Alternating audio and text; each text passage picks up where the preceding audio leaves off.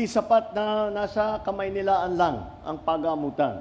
Kailangan natin ilapit ang serbisyo na ito.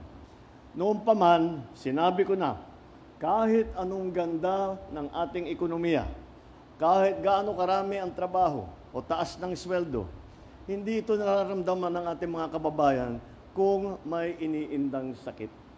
Kaya tayo po ay nakatutok sa pagsasaayos ng papalakas ng ating healthcare system. Para sa bawat pasyente, mga magulang na nagdadasal, mga anak na umaasa na pagalingin si nanay o si tatay, hindi po kayo nag-iisa. Kaagapay ninyo kami sa laban na ito. Sama-sama tayong magpagaling at magtatagumpay. Napakalaking tulong ito kasi imagine nung wala pa itong cancer center natin, the patient referred to Manila will wait for at least 6 months to be treated. Yung mga iba, siyempre, sinamang palad na, they cannot wait for 6 months. Yung mga iba, minalas na disgrasya na sa sakit nila. So, the Department of Health, through the initiative of Region 1 Medical Center, had conceptualized on establishing cancer center dito sa North Central Luzon. Itong mga equipments na nandito, yun rin ang mga equipments na madatatnan natin sa Manila. So our patients will not queue sa Manila to be treated with cancer. Dito na sila sa ating facility. We cater the provinces of Zambales, Tarlac, Nueva Ecija, and also help Baguio General Hospital dun sa Cordillera. So there are a lot of patients here, and at times we share medical specialists also. Yung mga specialist nila sa Baguio, pwede rin manggamot dito. Ganon din yung sa atin, under the Department of Health. Itong facility natin fully operational na ngayon. This is only a formal inauguration, and we are very fortunate that the President will come for the inauguration. Actually, we had already catered, since the soft opening, 59,000 patients na.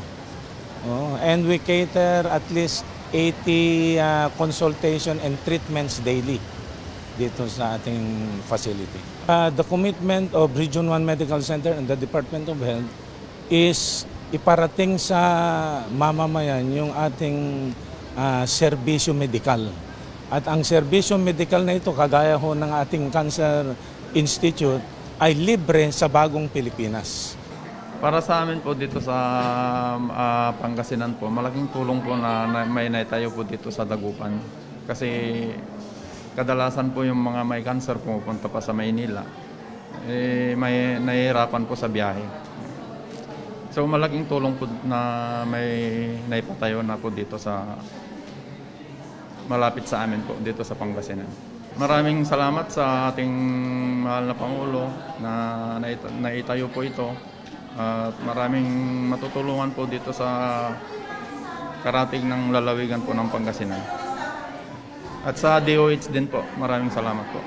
Ma'am, September lang po kasi nung nag-biopsy ako doon, August. Tapos na meron daw ako cancer kanto. Kaya pinapunta na nila ako dito. Malaking tulong po sa amin, ma'am, kasi wala kaming hindi namin ma-afford yung bayan.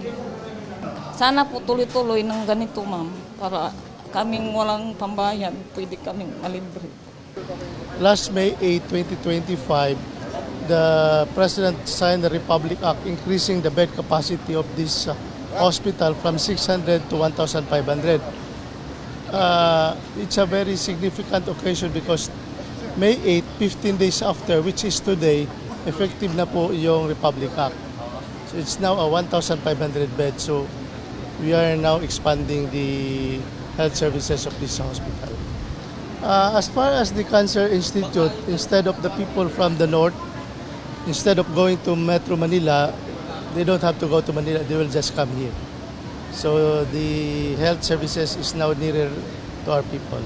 Actually, we are expanding the multi-specialty centers, heart centers, pedia, cancer, all over the country. It just so happened that the Region 1 Medical Cancer Institute is the first to be implemented. But there are a lot all over the country. Well, under the Bagong Pilipinas vision, the DOH is committed to bring healthcare service nearer to the people.